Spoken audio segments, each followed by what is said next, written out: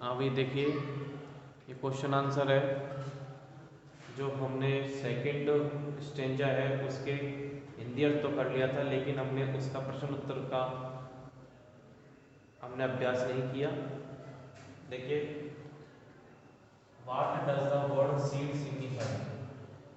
जो seed signify है वो किस को प्रतिबंधित करता है, क्या बताता है? वर्ड सिग्निफाइज बताता है उस लेबर के बारे में जो कि फादर ने की, जो फादर करता है अपने बच्चे के लालन पालन के लिए, उस परिश्रम के बारे में है जो पिता ने की है, जो पिता करता है अपने बच्चे के लालन पालन के लिए। फिर व्हाट डज द वर्ड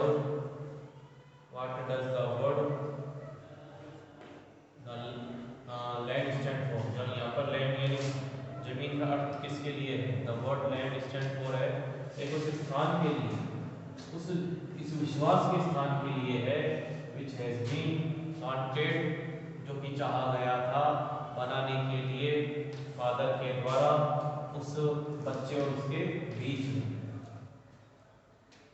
कवि क्या चाहता है? कवि ने उपयोग किया है word this child in place of my child. Why the poet used the word this child in place of my child? Because, क्योंकि उनके बीच में कोई रिलेशनशिप भी नहीं है, इसलिए उसने माय चाइल्ड उपयोग नहीं किया बल्कि दिस चाइल्ड उपयोग किया है। तो what does the poet mean by design? Design से मतलब क्या है उसका? टू बाय डिजाइन से मतलब है कि the poet means by two by design कि जो बच्चे का पसंद नापसंद है वो उसके फादर के बिल्कुल जस्ट समान ही है।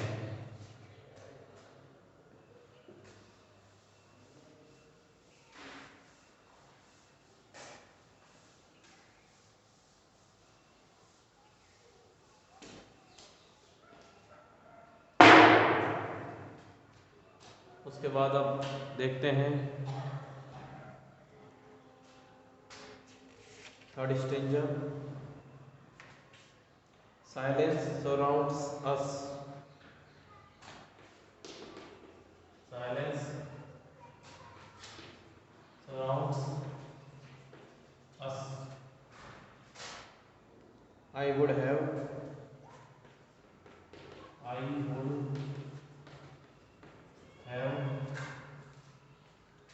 him prodigal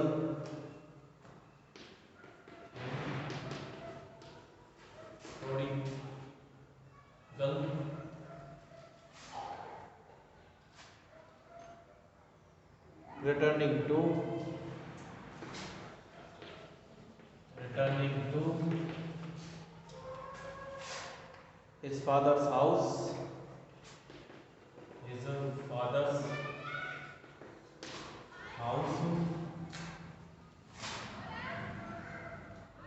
The home he knew.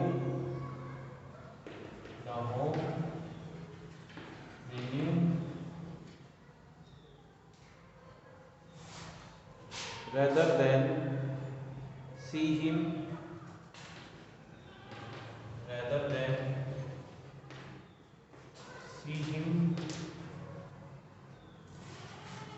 make and move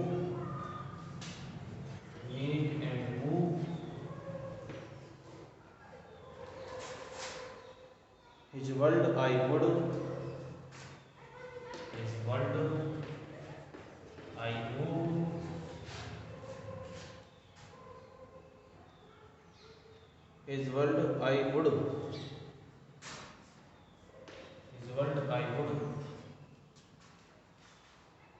forgive him to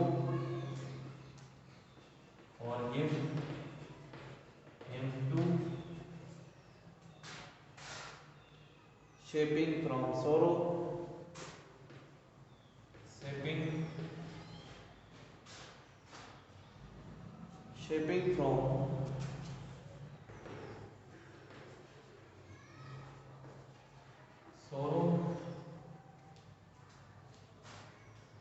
a new love। ठीक है, इसका मतलब क्या समझाया गया है वो देखिए पहले। तो इसमें ये बताया है कि जो सराउंड यानी घेरे हुए हैं, इसका मतलब क्या है? साइलेंट सराउंड्स यानी घेरे हुए हैं, घेरे हुए हैं। तो जो हमको घेरे हुए हैं, और जो प्रोडिगल है यानी जो फिजूल खर्ची है, फिजूल खर्ची, फिजूल खर्ची, स्पेंड थ्रिफ्ट, खर्च करना, और एक्सपेंस, ज़्यादा खर्च करना, उसके बारे में है। बाकी तो सब ठीक है। अब देखिए, silence surrounds us I would have, चारों ओर शांतिपूर्ण और चुप्पी हमें घेरी रहती है। I would have him prodigal returning to, मैं उसे धन का अपव्यय करने वाले व्यक्ति के रूप में भी सहन कर लूंगा। यानी I would have him prodigal returning to, मतलब यदि वो मेरा बच्चा कुछ ज़्यादा, वो कहना चाहते हैं मेरा बच्चा यदि ज़्यादा पैसे खर्च करने वाला है तो मैं भी वो सहन आराम से कर लूँगा, मुझे कोई दिक्कत नहीं है। फिर his father's house the home he new rather than see him make and move, मैं चाहूँगा कि वह अपने पिता के घर वापस लौट आए, वह घर जिसे वह जानता था, बजाय इसके कि वह अपना अलग ही संसार बनाए। I would forgive him to, मैं उसे माफ भी कर दूंगा। And shaping from sorrow a new love, और उसको दुखों से और उसकी दुख की स्थिति को मैं दूर कर दूंगा और एक नई प्रेम की उत्पत्ति करने के लिए उसके लिए प्रयास करूंगा। ठीक है, तो इन पंक्तियों में कवि के द्वारा कमिटमेंट या उसके कमी प्रबोधन मान लो, या फिर उसको फादर अपने बच्चे को मनाने के लिए जो जो बातें बोल रहा है उसके लिए। पूर्ण रूप से इसका जो एक्सप्लेनेशन है वो किस प्रकार से है कि वह अपने पुत्र के साथ संबंध को पुनः बनाने हेतु कोई भी कीमत दे सकता है। वह कहता है कि उसके बीच अब कोई भी रिश्ता नहीं है, वे एक दूसरे से बात नहीं करते तथा जब वे साथ रहते हैं तो चारों ओर चुप्पी छाई रहती है। कभी चाहता है कि उसका पुत्र आपस में उसके घर आ जाए, वह घर जिसे वह जानता है, जहाँ वह बचपन में रहा है। वह नहीं चाहता कि उसका पुत्र कहीं जाकर दूसरा घर बसाए। कभी तो उसकी खर्चीली और पैसा बर्बाद करने की जो आदत है उसको भी स्वीकार करने के लिए तैयार है। वह उसे क्षमा कर देगा, उसको क्षमा भी कर देगा। वह चाहेगा कि उस दुख से भी वह एक नया प्रेम आकार ग्रहण करे जो पुत्र को उसने दिया था। यानी उन दुखों को सबको भुला भुलू के एक नई चीज से शुरुआत करने के लिए कवि कह रहा है। किस प्रकार के क्वेश्चन है इसमें ये देखिए। एक्सप्लेन साइलेंस सराउंड्स अस।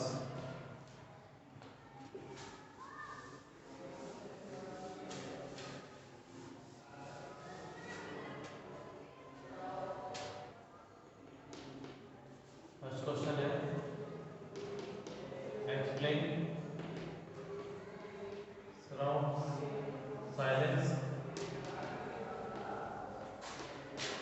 Surrounds us. फिर what does the father wish, what does the father wish.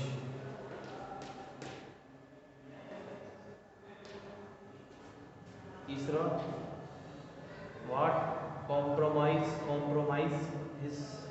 Is the father ready to make, what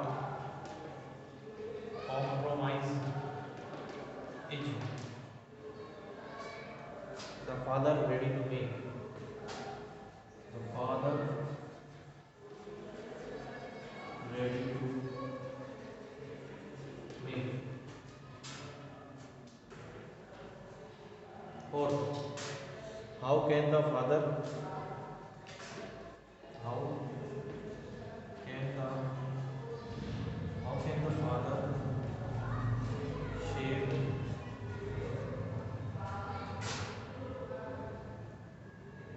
a new love from sorrow, a new love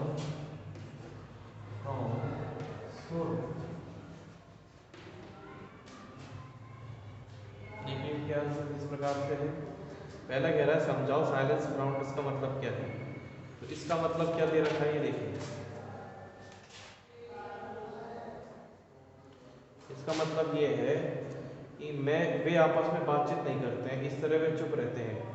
जब भी वे सहयोगवश आसपास आ जाते हैं, इस तरह एक दूसरे की उपस्थिति में चुप्पी उन्हें घेरे रहती है। It means silence surrounds us means whenever they meet by chance,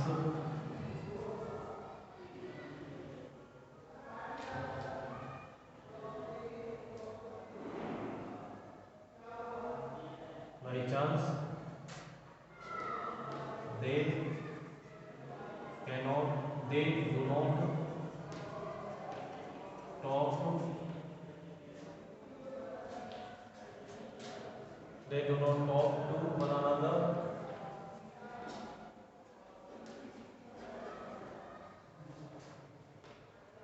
यानी जब कभी भी वे मिलते हैं बाई चांस, वे एक दूसरे से बातें नहीं करते हैं।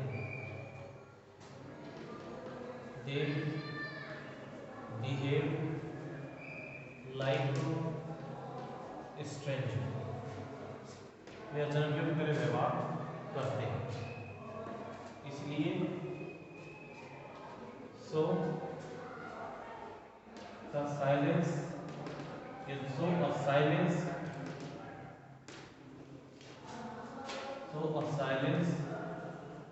surrounds them, उनको घेर लेती है, एक चुप्पी उन्हें घेर लेती है। What does the father wish? पिता की इच्छा क्या है?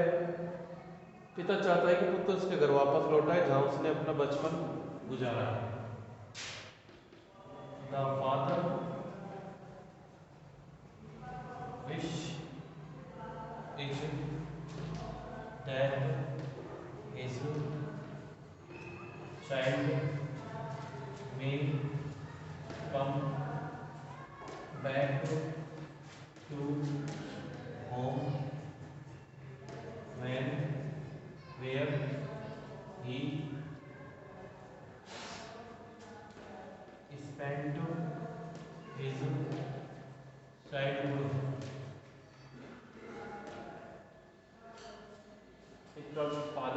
फादर की इच्छा है, द फादर विशेष इसका कार्य विशेष है। पिताजी कामना करते हैं कि उसका बच्चा लौट आए, मे कम बैक टू होम, जहां उसने अपना बचपन गुजारा था।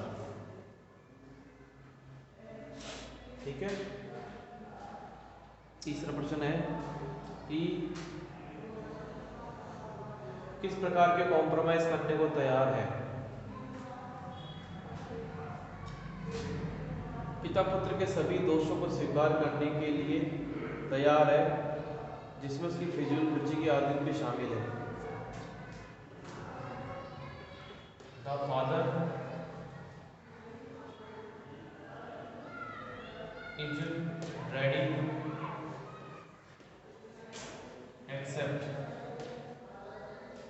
his child's all default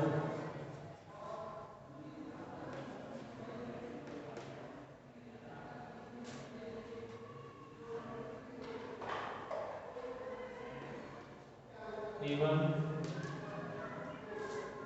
all defaults, even his bad habit of over expenses। पिताजी तैयार है स्वीकार करने के लिए उसके बच्चे के सभी गलतियों को, यहाँ तक कि उसकी जो बुरी आदत है ज़्यादा खर्च करने की, ओवर एक्सपेंसेस।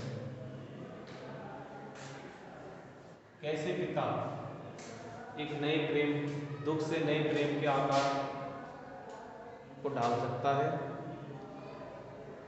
तो पिता अपने पुत्र की कमियों को क्षमा कर सकता है, उसे भुला सकता है। ऐसा करके वे दुख से नई प्रेम का सर्जन कर सकेगा।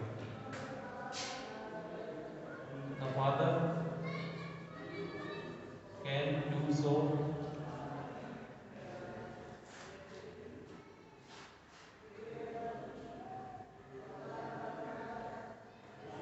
he can forgive all the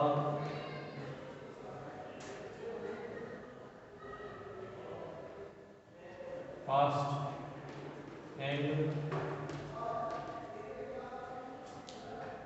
his child's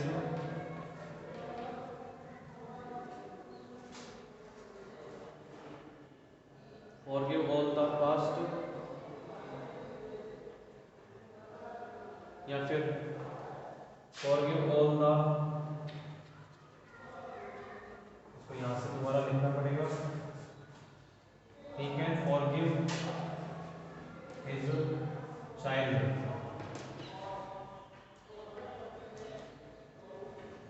and can also forget all the past. He can create a new love from sorrow. यानी जो पिता है वो ऐसा कर सकता है, वह माफ कर सकता है अपने बच्चे को, और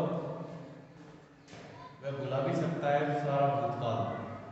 वह क्रिएट कर सकता है नए प्रेम को दुख से।